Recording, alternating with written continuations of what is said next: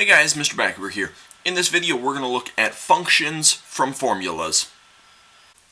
So we know that a function is a special type of relationship between a couple of variables. But when we're talking about application problems, we've got formulas that already relate different relationships to each other. So for example, if we were talking about the area of a circle as a function of its radius, r, well, we already know in order to find the area of a circle, we do a equals pi r squared. So that's an area function based on the radius of the circle. But now what we're going to do is we're going to take this area formula and we're going to think about it in a little bit of a different way. Because initially the area of a circle is based on its radius, but we want to think about it in terms of its diameter. So we should know that the radius is the diameter but split in half. So what I can do with this is I can substitute this d over 2 value in for my r. So then my formula will say pi times d over 2 squared. But then I want to look at cleaning this up a little bit. When we square this fraction, we're going to square the top and the bottom. So we would get pi times d squared over 4. And then typically in our formula, we want to have our numerical values together. So I'm actually going to take this divided by 4 off of the d squared, and I'm going to put it on the pi instead. So it's going to be pi over 4 times d squared. Now we're still looking at the area of a circle, but now we want to be able to relate the area of a circle to its circumference. So if we think about the circumference formula, circumference is 2 times the radius times pi. And if I wanted to solve to get r alone, I would divide the 2 and the pi over to the other side. So I could make this formula say the radius is the circumference divided by 2 pi. And now what I want to do with this is plug it into my area formula for the r value. So we'll get pi times c over 2 pi squared. And then I want to work on cleaning this up a little bit. So when I square this fraction, I'm going to square the top and the bottom. So I'm going to get pi times c squared over 4 pi squared. But then because we've got a times pi and a divided by pi squared in here, we can actually do a little canceling with those. I can cancel out this pi in the front with one of the pi's from my fraction. So I would get c squared over 4 pi. So the area of a circle relates to its circumference by c squared over 4 pi. So we're going to look at an application problem here, and we've got a piece of cardboard, and a square of side length x is cut out of each corner of this 8 by 15 piece of cardboard, and then what we're going to do is fold up these sides to create a box.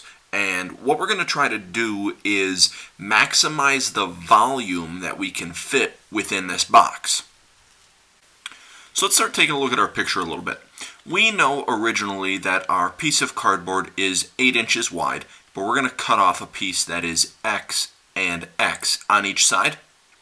Similarly, our piece of cardboard is 15 inches tall, but again, we're taking that square of side length x off of each piece.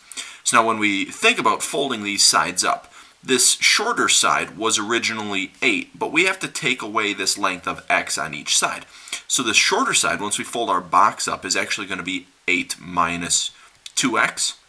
Similarly with our longer side, that was originally 15 inches, but we're cutting this x off of each side. So this is going to be 15 minus 2x, and then the height of that box is going to correspond to however big that square is that we cut off. So that's going to be a length of x. Now if we think about the volume of this box, it's a rectangular prism, and volume of a rectangular prism is length times width times height. So if we think about the values that we've got in here, we're going to be taking our 8 minus 2x times our 15 minus 2x times just that side length of x. So that's actually the formula that we're going to be working with as we're trying to maximize the volume of our box. Now let's think about the domain of this function for a second. When we're talking about domain, we're talking about the x values that are safe to plug in. And we're typically looking for fractions or square roots because there are issues that we need to avoid with those. So I don't see any fractions or square roots in here. So it would appear like our function is going to have a domain from negative infinity up to positive infinity. But because of the way this model is set up, there are actually kind of some implied restrictions on the domain. Number one being that we can't have any negative side lengths. So this x that we're going to cut off of here can never be a negative number.